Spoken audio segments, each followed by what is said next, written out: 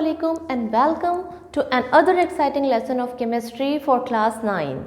Today we are going to study about the solution and suspensions topic, strength of the solution. Last class में हमने solution और suspension के बारे में पढ़ा था कि सॉल्यूशन क्या होते हैं, उनकी स्ट्रेंथ, उसके इफेक्ट, कौन से फैक्टर्स उस पर इफेक्ट करते हैं, क्या टाइप्स होती हैं सॉल्यूशंस की. Now we are study about the strength of solution. What is strength of solution. In our last class मैंने आपको बताया था कि हम मोलारिटी और डिफरेंट मेथड्स पढ़ेंगे स्ट्रेंथ ऑफ केमिस्ट्री के, स्ट्रेंथ ऑफ सॉल्यूशन के, कि किस तरह से एक सॉल्यूशन के स्ट्रेंथ या इसकी कंसंट्रेशन को हम मालूम कर सकते हैं. Now we are moved towards the methods of strength of solution. But first we know about the strength of solution. Strength of solution है क्या? Strength of solution है the amount of solute present in the solution. एक solution बनने में कितना amount of solute, कितने concentration solute की उसमें डल रही है, that is known as the strength of the solution. अगर क्वांटिटी ज़्यादा है तो वो कंसंट्रेटेड सॉल्यूशन बनेगा, और अगर क्वांटिटी कम है और सॉल्वेंट की क्वांटिटी आपके पास ज़्यादा है तो वो डाइल्यूट सॉल्यूशन बनेगा. आपने अक्सर सुना होगा कि बहुत से आप जब केमिस्ट्री लैब में गए होंगे या पहले भी आपने 8 और 7 में जब आपने पढ़ा था तब आप ये सुनते होंगे dilute and concentrated. What is dilute, what is concentrated? Dilution में, डाइल्यूट सॉल्यूशंस में क्या होता है, आपके पास सॉल्वेंट की क्वांटिटी ज़्यादा होती है और सॉल्यूट की क्वांटिटी कम होती है, तो वो डाइल्यूट सॉल्यूशन बन जाता है. इसी तरह से अगर हम बात करें कंसंट्रेटेड सॉल्यूशन की, तो वो किस तरह से बनता है, वो सॉल्यूशन इस तरह से बनता है कि उसमें अमाउंट ऑफ सॉल्यूट जो है वो इंक्रीज हो जाता है और सॉल्वेंट की क्वांटिटी कम रहती है. इस चीज़ को मेजर करने के लिए the strength of the solution, ये स्ट्रेंथ ऑफ द सॉल्यूशन है, इसको मेजर करने के लिए we have different 5 methods which is number 1 molarity, number 2 molality,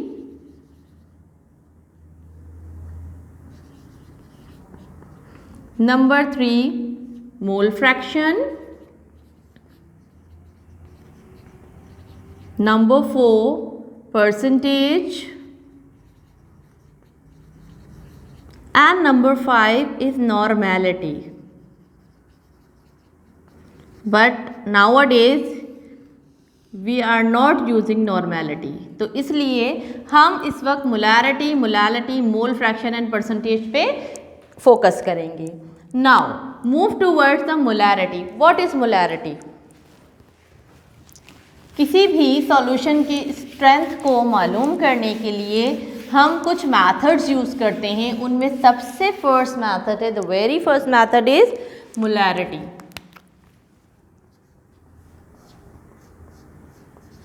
molarity. अब what is molarity? Molarity is defined as the number of moles of solute dissolved in 1 liter of solution. किस तरह से एक नंबर ऑफ सोल्यूट डिसॉल्व हो रहे हैं 1 litre of solution में, इसको हम मोलैरिटी कहते हैं.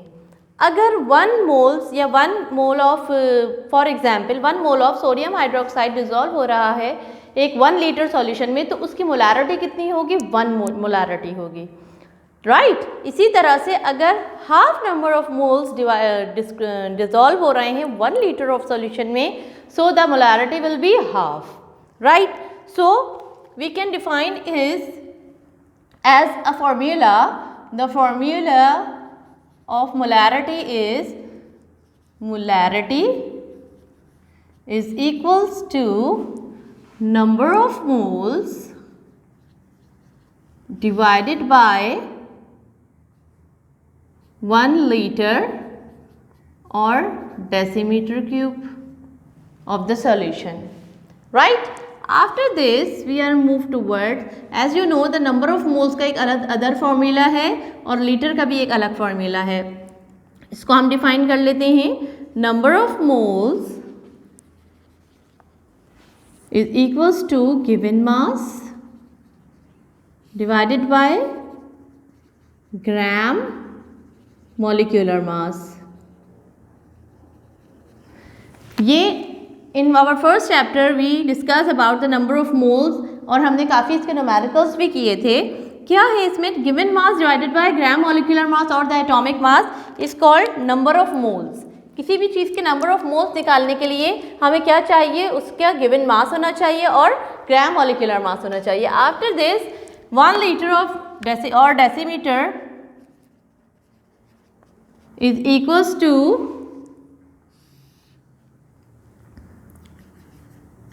mLs divided by 1000, right. इसके बाद हम मूव करेंगे इस फॉर्मूले को ड्राइव करने के लिए कि अब मोलारिटी का फॉर्मूला क्या हो गया है। Now molarity is equals to given mass multiplied by 1000। ये एक सिंपल मैथमेटिकल एक्सप्रेशन है, gram molecular mass multiplied bye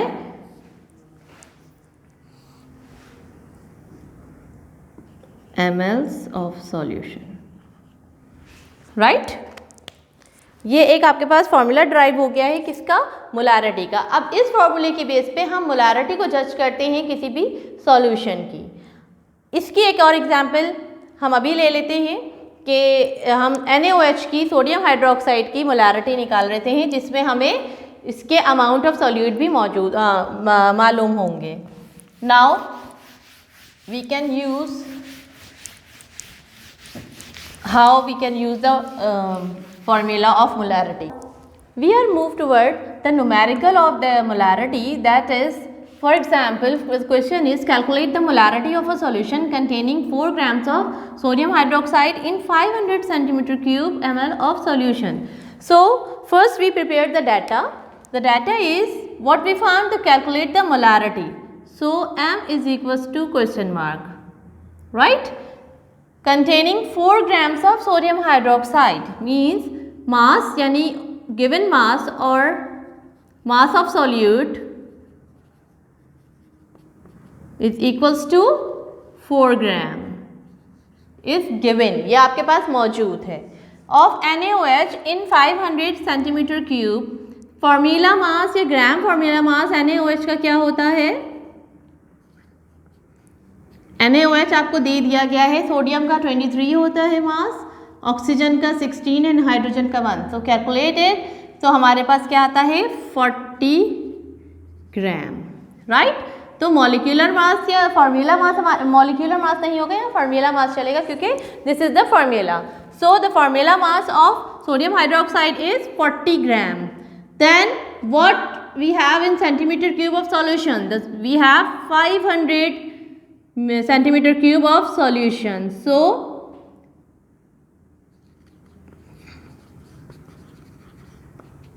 500 centimeter cube we have. Now वो सारी चीज़ें हमारे पास मौजूद हैं जो इस फॉर्मूले की रिक्वायरमेंट है, right. Now we are putting all the values in the formula, so we get in the solution molarity is equals to mass of solute 4 gram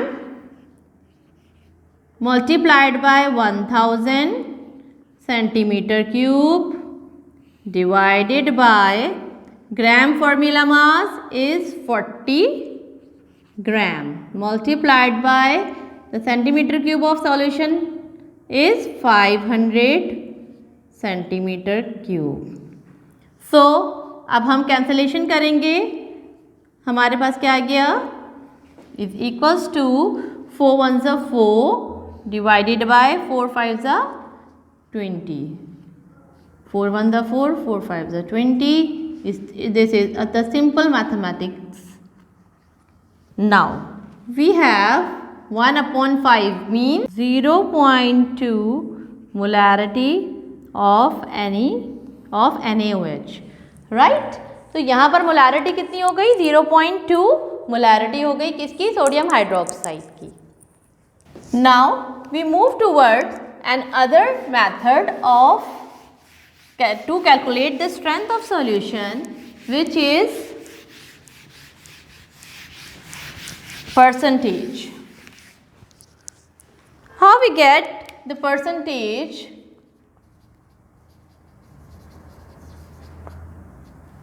आपको पता है कि परसेंटेज के लिए हमेशा हम 100 की क्वांटिटी को अपने माइंड में रखते हैं।